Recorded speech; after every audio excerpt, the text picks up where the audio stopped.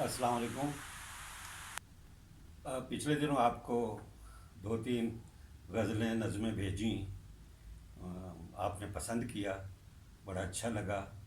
आपकी अपनायत भी मिली और थोड़ा सा अपने आप पे कॉन्फिडेंस भी आता है, ज़ाहिर है।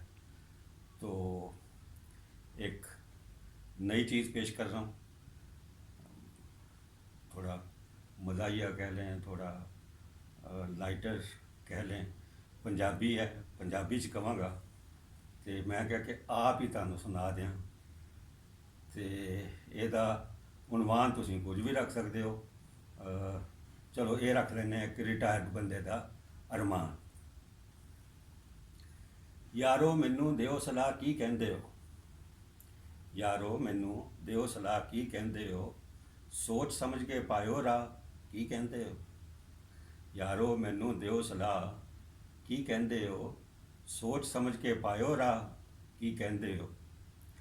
गल तो इन्नी खास भी कोई नहीं, पंगा ही है।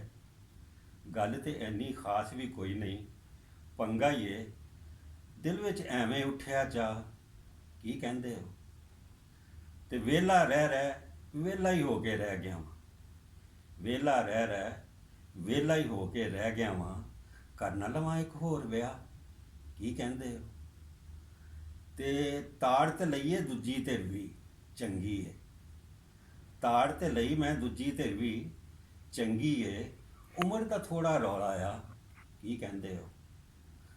ते की जे ਉਹ 28 ਦੀ मैं 60 ਦਾ, की जे ਉਹ 28 ਦੀ मैं 60 ਦਾ औसत ਕੱਢ ਕੇ ਹੋ ਜਾਏਗਾ ਕੀ ਕਹਿੰਦੇ ਹੋ।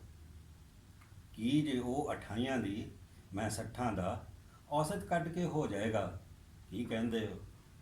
ਤੇ ਕੁਝ ਉਹ ਸਿਆਣੀ ਹੋ ਜਾਵੇ, ਕੁਝ ਮੈਂ ਛੋਟਾ। ਬਿਹੇਵੀਅਰ ਦੇ ਵਿੱਚ ਕੁਝ ਉਹ ਸਿਆਣੀ ਹੋ ਜਾਵੇ, ਕੁਝ ਮੈਂ ਛੋਟਾ। ਫਿਰ ਇੰਨਾ ਕਾਹਦਾ ਫਰਕ ਰਿਹਾ ਕੀ ਕਹਿੰਦੇ ਹੋ। ਤੇ ਸਿਰ ਤੇ ਚਿੱਟੇ ਵਾਲ ਹੀ ਨੇ ਨਾ ਰੰਗ ਲਾਂਗੇ, ਸਿਰ ਤੇ ਚਿੱਟੇ ਵਾਲ ਹੀ ਨੇ ਨਾ ਰੰਗ ਲਾਂਗੇ। ਮੁੱਛਾਂ ਨੂੰ ਦੇ ਲਵਾਂਗੇ ਤਾਂ ਕੀ ਕਹਿੰਦੇ ਹੋ। ਤੇ ਉਹਨੂੰ ਦੱਸੋ ਆਪਣਾ ਤਜਰਬਾ ਵਾਹਵਾ ਹੈ, ਉਹਨੂੰ ਦੱਸੋ ਆਪਣਾ ਤਜਰਬਾ ਵਾਹਵਾ ਹੈ। ਲਵਾਂਗੇ ਉਹਨੂੰ ਵੀ ਪਰਚਾ ਕੀ ਕਹਿੰਦੇ ਹੋ।